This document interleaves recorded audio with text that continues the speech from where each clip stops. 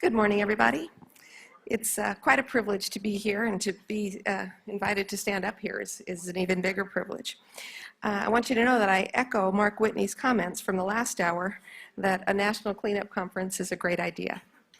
I firmly believe that the degree to which we experience tight alignment and is the same degree to which we're going to be able to achieve some powerful progress, and especially as we seek to move cleanup activities forward.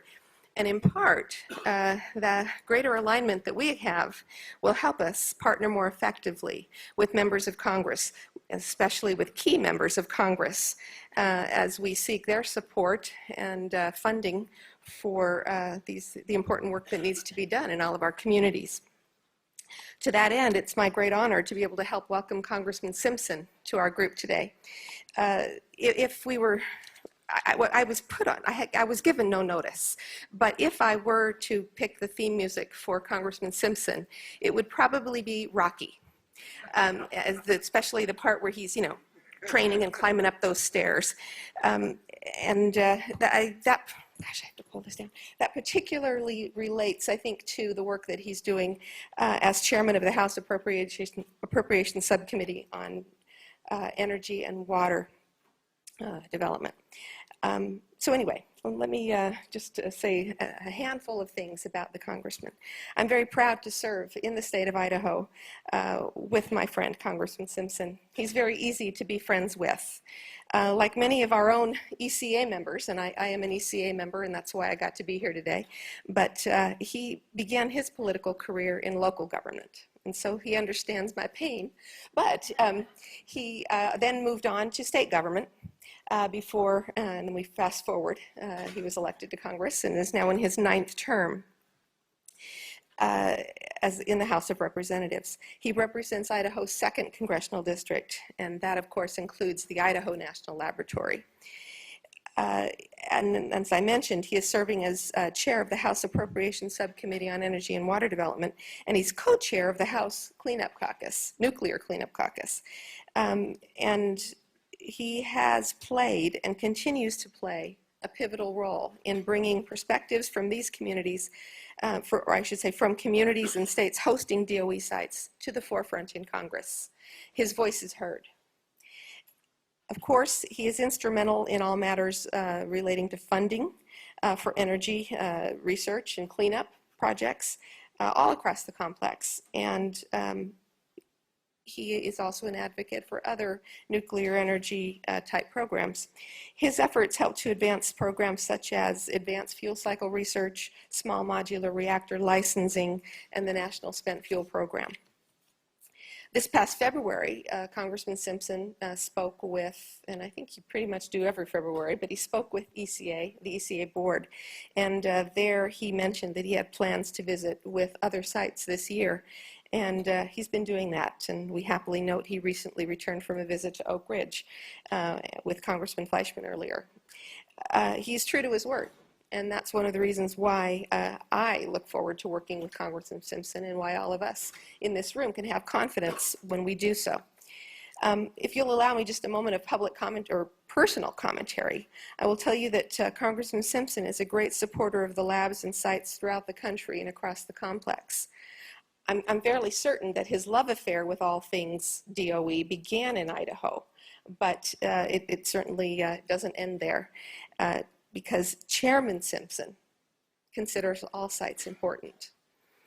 He has set aside the parochialism that some members of Congress never do. And he strives to develop his awareness of all the problems, the needs, the issues, and the concerns of every site. And he's whether those needs and concerns are related to remediation or to research, they're all important. This means that he's not just my congressman.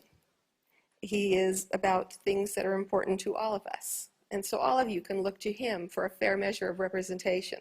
And to me, that's a high honor, or at least it's a compliment to the way that he conducts his public service. I should also mention to Mr. Morrison, where are you, that he is an avid golfer. I don't know, we never did hear your golf story, but if it relates to, yeah, well, anyway, here's a golfer. His lovely wife, Kathy, embodies all things that are classy. and she's been by his side for 40 years. And so I don't know how lucky you got to be to get her, but it says a lot of him that she's still there, because she's a classy lady. Congressman Simpson lives in Idaho Falls, and when he's not visiting your sites, and when he's not serving in his office here, I get to be his mayor. And I'm proud of that. But I'm also very proud to introduce then resident Mike, Chairman Representative Simpson. Thank you.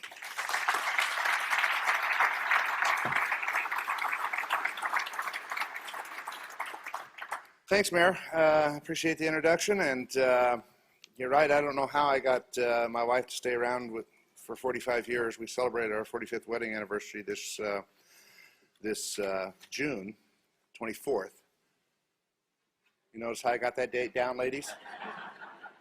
And I was pretty proud of that. But it's a good thing that during your introduction you corrected that I'm the vice chairman of the House Nuclear Cleanup Caucus. Because if it was the House Cleanup Caucus, I'd just retire and go home, because we have way too much work to do clean up the house. Along those lines,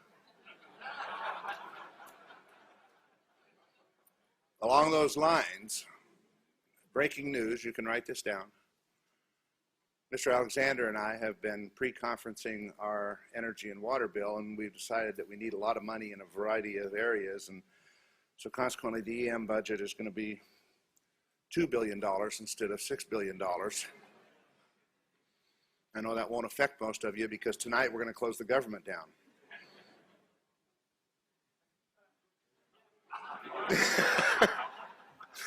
That's not going to happen.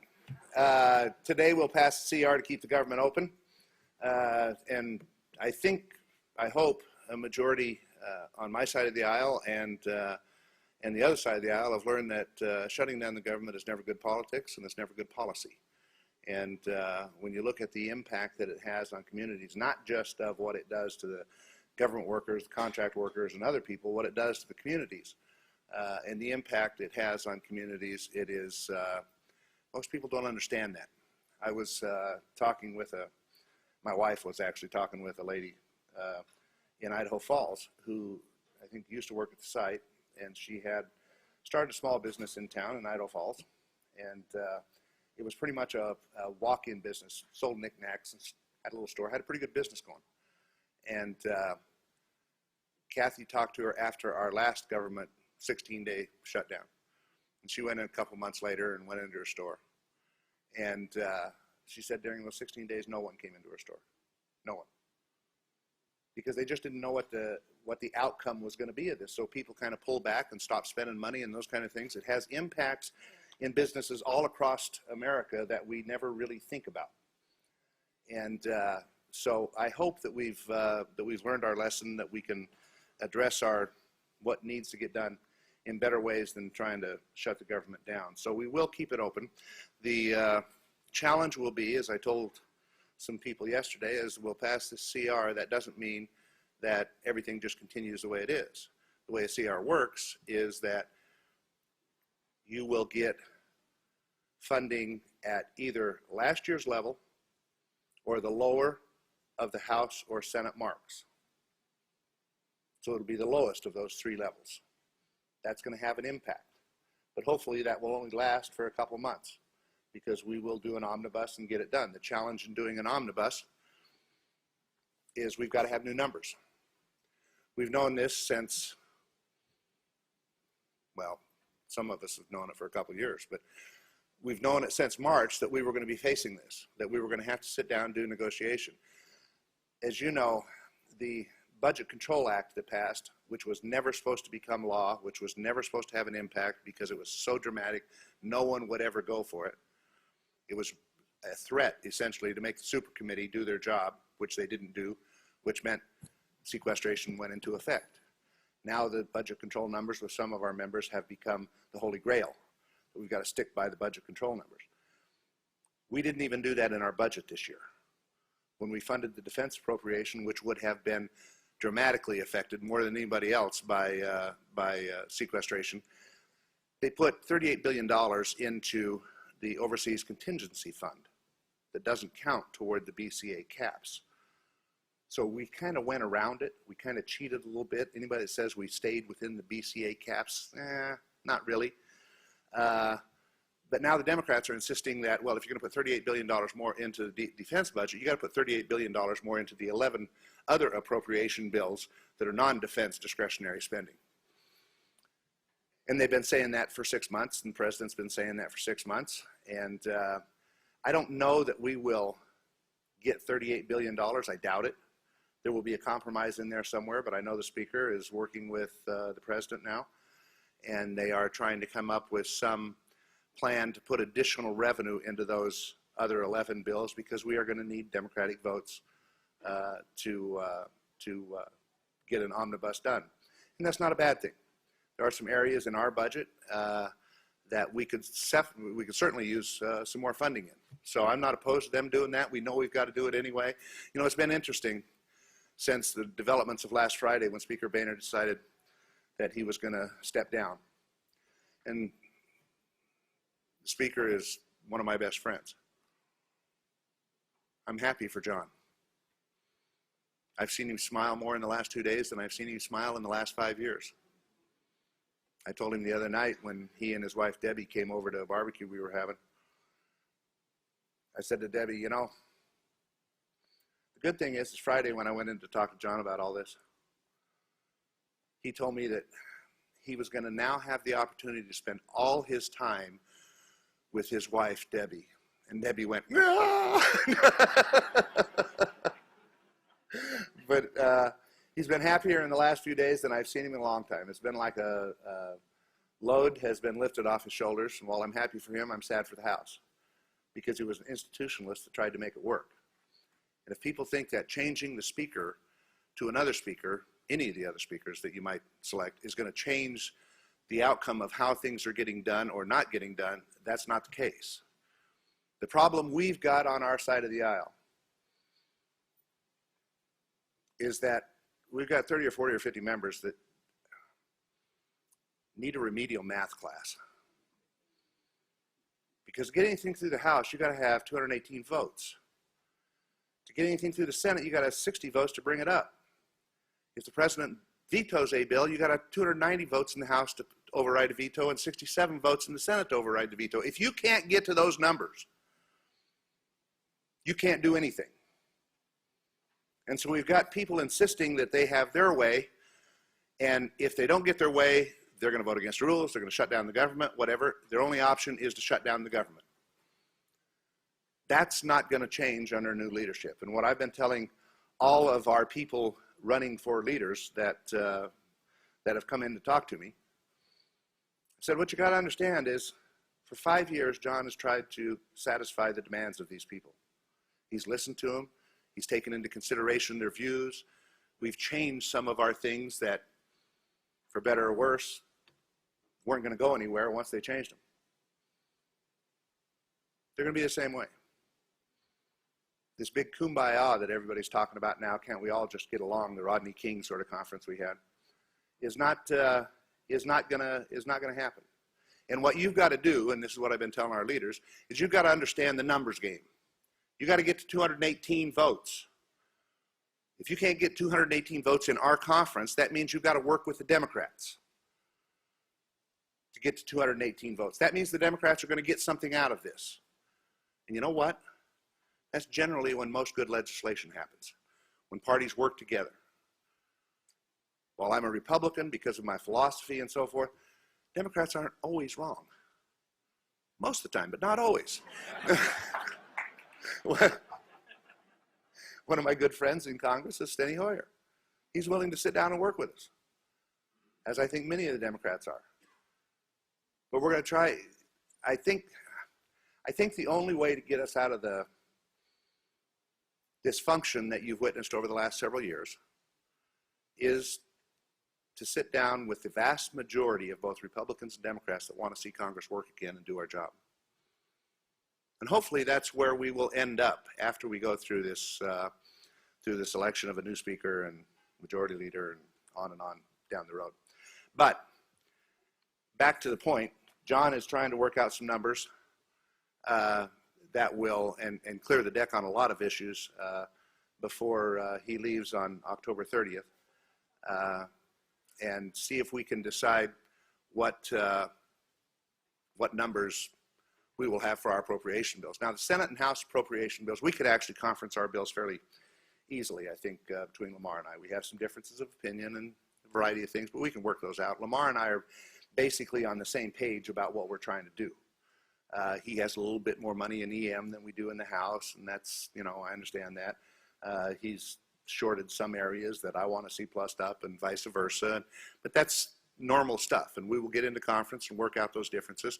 If they have another 302B for us, which is, depending on what it is, maybe $500 million more that we put into energy and water appropriations. Some of that's going to go to water because, you know, we have the typical conflicts that every bill has, the challenges between different programs, and with energy and water, it is an energy and water bill. I spent the last 2 days in my office talking to people that are worried about water projects, that want to get more money in for water projects. So there will have to be more money into the water programs, but there needs to be some more into the energy. We've, frankly, in our bill, we've underfunded the science programs in the Department of Energy, which we need to rectify. We will do that at whatever number, but the EM budget will be somewhere around the 5.9 in our bill to the $6 billion in the Senate bill. We do have a couple of differences that are still a challenge and will remain a challenge for a while. One of them is that the Senate has put money in their bill for an interim storage pilot program that I agree with. The Blue Ribbon Commission recommended this. I think it needs to get done. The House insists on money going in for Yucca Mountain. I agree with that. I think we need to have Yucca Mountain. We need to continue pushing it because it is the law of the land. Regardless of what's happening in the administration, the law still says that the permanent repository is Yucca Mountain. So we continue to put money in there. Obviously, in the past, when I was negotiating with Dianne Feinstein, she couldn't put money in for Yucca Mountain because Harry Reid wouldn't let her. And our appropriators, or not our authorizing committee on energy and commerce, wouldn't allow us to put money in for a pilot program if we weren't going to get money for Yucca Mountain. So it was both of them or neither of them. And it worked out neither of them all the time. Unfortunately, that strategy is constipating the system. And we need to deal with that.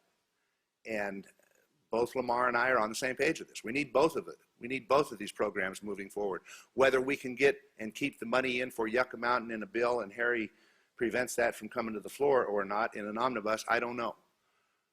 But we will still challenge that and try to get the necessary funding in to do both the pilot program and continue the NRC licensing for Yucca Mountain. Those are some of the challenges that we face in the energy and water bill. Now, as the mayor said, I've said that I've been around. I was going to be visiting the other sites. I've been down to Oak Ridge a couple of weeks ago and was out at Hanford a little over a week ago. And my next trip is going to be down to Savannah River, and haven't planned the date yet, but we'll be down there. But we're going to get around to all your sites. So I will tell you that I've been very impressed with what's going on at our sites and the work that the contractors are doing. I'm glad that the administration and Secretary Moniz, who I see that you heard from yesterday, and Congressman Fleshman is a good friend of mine, that the Secretary is working on a new way of contracting with contractors. I know that that creates some unsettling types of things. But I think we need to make sure that what we're doing is incentivizing contractors to do the best job that they can and at the cheapest price that they can for the government. And so we're going to continue down those efforts. And when they put out plans, as they have in the past, and as you've seen with some of these, they're not always good because they're not getting enough bidders for some of the projects and so forth, that we need to re-examine why that is and look at what they're trying to do with some of the contract proposals that they're putting out there. And I look forward to working with Secretary Moniz. I think Ernie has been one of the best secretaries, frankly, that I've had to deal with in my years in Congress.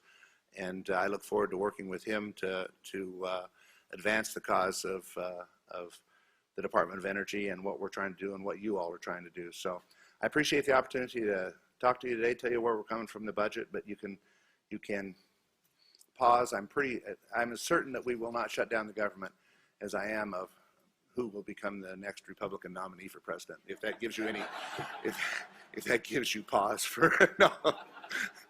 Anyway, I'd be happy to answer any questions that you might have. And if there's any tough questions, one of my energy and water staff are going to be on a panel at 1:30. Save them for her. Any questions? Sometimes it takes a second for them to warm up. I know. They didn't expect me to stop speaking so soon because I can just go on about other stuff if you'd like. Yeah.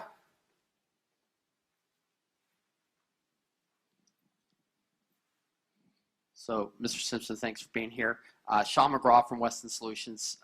Curious, there's reports going on about a large budget deal being negotiated. I walked out for a couple minutes. I'm not sure if you addressed that, but wonder if you could talk about that now. Yeah.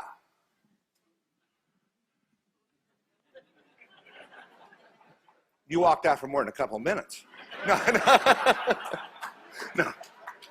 No. They're working on a larger budget deal. What we hope, and I've told people this before, you all may have heard me say it before, is that my goal in life, and I don't set my goals very high because I'm not a goal achiever, but my goal in life is I'm going to stay in Congress long enough that we see all of the appropriation bills passed and signed into law by October 1st.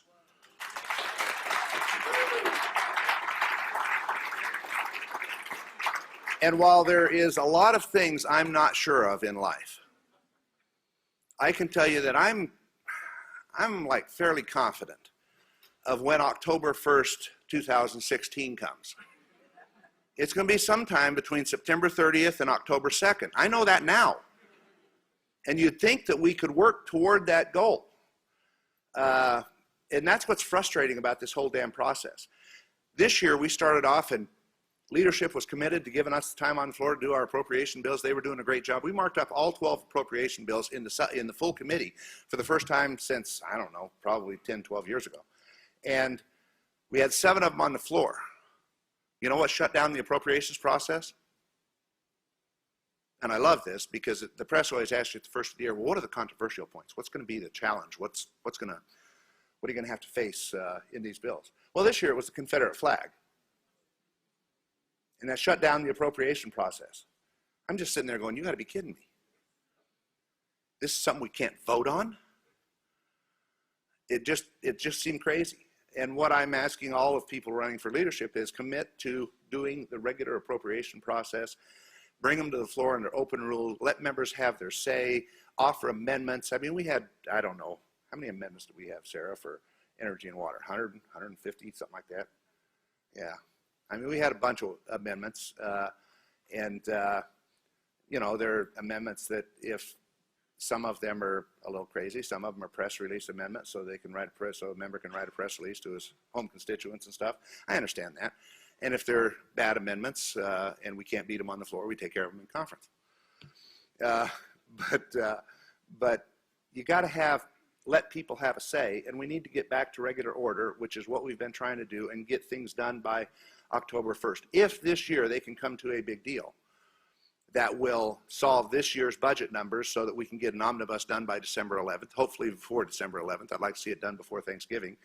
But if we can get that done, I would like to see it a 2-year budget number so that we knew what our numbers were going to be next year, and then we can sit down at the very first of the year and start holding hearings. We can have our hearings over by the end of March. We can start marking up bills and get them on the floor in April and May, in which case we could do all 12 appropriation bills on the floor and have them ready for conference before the August break, come back in September, have the conference reports done and get the bills done. Whether you did that in one big omnibus with all 12 of them that had been conferenced, or whether you did it in 3 or 4 minibuses, or whether you did it in 12 individual conference bills, doesn't really matter to me. What matters to me is we get to conference, we work out our differences, and we pass an omnibus, and we get it done by October 1st. Most people in our conference, if you haven't sat on the Appropriations Committee and worked with the agencies and so forth, have no idea what a continuing resolution does to an agency's ability to do their job. it's dysfunction. But there are still members of our conference that believe that the best way to fund the government next year is just do a continuing resolution for the year. That's a failure to do your job. And we've been able, I think, as appropriators to convince a lot of these people that, you know, the only way you're going to get a lot of the stuff that you want done is through the appropriation process. A lot of the policy changes we want to enact, if we did a bill that was an individual bill on waters of the United States, that'd be great. Might make it through the House, might make it through the Senate. Guess what? We don't have 290 votes in the House to override a veto, and we don't have 67 votes in the Senate. So it's not going to happen as an individual bill. Now, if it's a part of the Interior bill that says the EPA can't enforce their Waters of the United States rule, or the Army Corps in our bill can't enforce the Waters of the United States rule, you might get it done that way. That's why we use limiting amendments that limit the ability of an agency to use funds to do a variety of different things in our bill. But policy changes come through the appropriation process. And that's why we have hundreds and hundreds of amendments that we deal with on the floor on all of these things. So more and more of our members are starting to understand it's important that we get back to regular order and doing appropriation bills, individual appropriation bills, and working out our differences between the House and the Senate on those bills if we're going to get anything done. So big deal is coming, I think. Any other questions? Of one that I didn't already answer? Just kidding. I'm just kidding. Go ahead. Thank you, Congressman. Brian Bradley, Exchange Monitor Publications. Senate appropriators last week released, they released their version of the PRO's 3-month continuing resolution in which they inscribed language which would give the Energy Secretary flexibility to potentially avoid layoffs at the Portsmouth site. Now, do you think, and would you support that being inscribed in the House's version of the CR? Yeah. We talked to our members from Ohio who were very concerned about this, and it was one of the things that we wanted to make sure got put into a CR, one of the anomalies we put in there. Now, the thing I would ask the department, and I will work with them on this, because when you look at a CR, that is the lower of last year's funding, the House version or the Senate version, and the reason the department does that is because they don't know what a bill is going to come out looking like in the end, and they don't want somebody spending at a level that's not sustainable because the end appropriation is at the lower of the three. So, you know, it's the safe thing for them to do and understandable. But does that mean that at sites currently, if you're looking at the lower numbers of each of those things, that you're going to have layoffs now just during the period where we're on the CR? A, that's one of the things that I hope the CR is shorter than December 11th, that we can get it done before then. B, I want to work with the Secretary and make sure he has the flexibility to rearrange funds so that we don't have layoffs simply because we're on this short-term CR while we're doing the omnibus. So that is a concern that was raised last night. That it was kind of funny. We had some people from different sites at this function, and some of them said, one of them said, "Well, we'll be okay," and another one said, "We'll have to do layoffs." So it depends on what kind of carryover each site has, and so forth, but those are things that we need to work out to make sure that we don't have layoffs simply due to the fact that we're on the CR. Other questions? Last one. Go for it. We've known each other a long time. Yes, we have. I'm curious. I've had family at the Hill for 4 generations now, including a senator for 24 years, Paul Fannin. But I like your idea, but it has a concern for me. How do you get a congressman to vote on a CR for every 2 years when at least 10% of them are voted out of office by November? This is what we need to do, and I've been a proponent of this ever since I was sentenced to the Budget Committee for 8 years. And for 8 years, I tried to get rid of the Budget Committee, and just couldn't do it. But you know, actually, if you look at history, when the Appropriations Committee did the budget and then the appropriations, we actually kept better control of the deficit than we did when we created a Budget Committee. So anyway, what we need is and I would like to see this in a permanent solution, is that every 2 years the budget committee does a 2-year budget, which gives us the number. The only important thing that the budget committee does is actually give you what's called the 302A, the overall spending of discretionary spending. If we had that this year and next year, then we'd still do annual appropriations. And that's the way I think it ought to be. It just creates better planning. As all of you know that run sites, if you actually knew a number that you were going to have next year,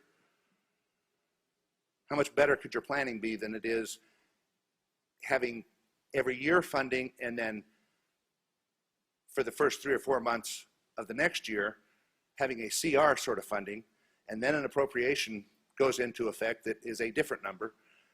That's no way to run a business. It's no way to run Congress. It's no way to run a country. So if we could do better planning and would do that through a 2-year budget cycle, and then the budget committee could actually do some oversight work in the year they weren't doing their budget, and types of things like that. So I think there's a better way to do the whole budget process of the government. And frankly, I think there's a majority of our conference that would like to do that. Yep.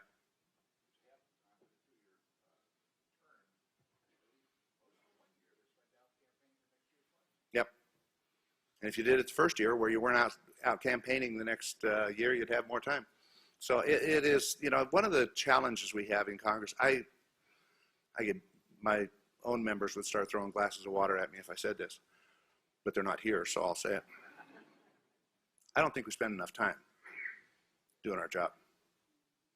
Now, part of our job, I'll be the first to admit, is to be home with your constituents and visit your, you know, businesses, other things in your district. But we've had this policy where it used to be years ago, when you got elected to Congress, you moved to Washington. You brought your family to Washington. That doesn't happen anymore. Not a member of Congress that I'm aware of has moved their family to Washington that hasn't moved them back home after about 6 months. And so the dynamics have kind of changed where people want to spend more time at home. And so we've changed our schedule, as you know, that about every 3rd week we take a week off, and the press always calls it they're on their vacation or whatever. I want the press to come and follow me around on one of those vacations. But you're home in your district and so forth. Well, I've found that oftentimes it makes it difficult to actually do your job out here, to have the hearings that you need to have the meetings that you need to have. So all of a sudden you got things crammed up in the Appropriations Committee that does more hearings than any other committee in Congress. I mean, we have, I don't know, 14 or 15 in the Energy and Water Committee. I had like 30 in the Interior Committee and stuff. Well, you have a hard enough time trying to find days to do those hearings on Monday, Wednesday, and Friday Tuesday, Wednesday, and Thursday that aren't in conflict with other committees. I sit on 3 committees: Energy and Water, Labor, Health and Human Services, and Interior. I hardly ever make it to the Labor H Committee hearings because I'm always on the Energy and Water or Interior. And that means that I don't think we're doing our job that we should be doing. Members aren't as engaged as they need to be. And so we actually need to spend more time here in Washington doing our job. Now, I understand that there's an argument out there that when we're not in session, your life, liberty, and property is safe. So there's a contrary argument to all this. But if we're going to actually do our job, I found it really hard when we had a group working, trying to do a big budget deal with the Senate. We had a hard time trying to meet with the Senate committee that was working on this because we couldn't find times where we were both in town. So there's some challenges, but I understand members that want to go home and see their family. I will tell you that at the end of August, after I've been home for a month, my wife can't wait to get me to the airport. So anyway, thank you all. Thanks for the work that you do. If you have issues,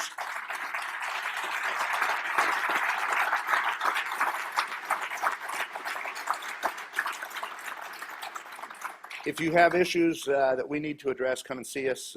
You're always welcome in our offices, and the mayor does that all the time. Not all the time. She's done a great job as mayor. She put on the energy conference last year and this year that's been a big success in Idaho Falls, and thank you for that. but it's important that we hear from you. In fact, I've thought of actually, and I don't know how to do this yet, holding a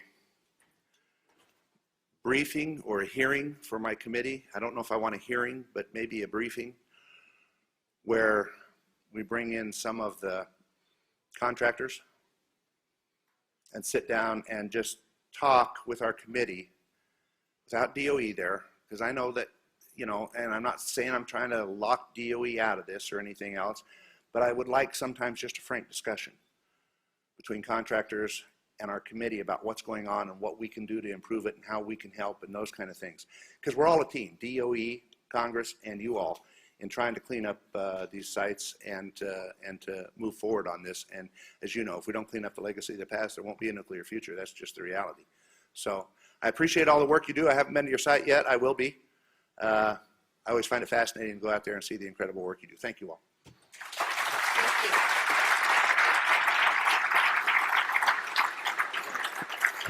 We want to thank the Congressman for indulging us with extra time, and I think we're off to a break. Say anything, Seth? And if everybody come back at 11:05